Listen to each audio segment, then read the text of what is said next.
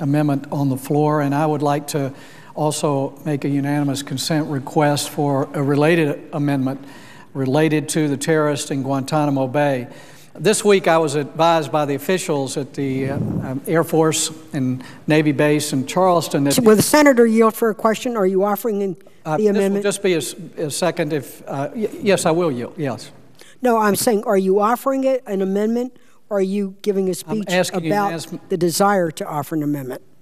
I desire to offer an amendment, and I'm making a unanimous consent request to allow my amendment to be considered post-closure. I have a request here I'll read.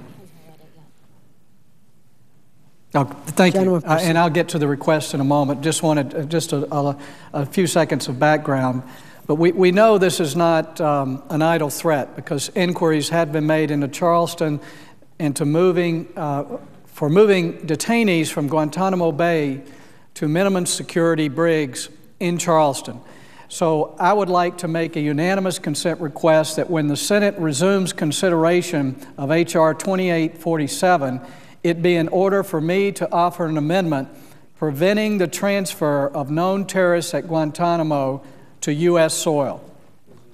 Mr. President, I object to the amendment. The intention is to vote on cloture, dispose of pending germane amendments. The Senator's amendment is not pending, so I object. The objection is heard.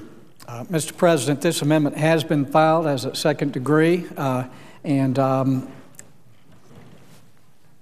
it makes no sense at this point for us to not have a short debate about moving the most dangerous people in the world to American soil.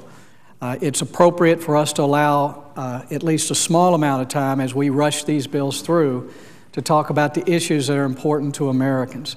So I'm obviously disappointed that we will not allow the discussion of my amendment or the senators from Georgia or others who are trying to get this issue in front of this body for discussion.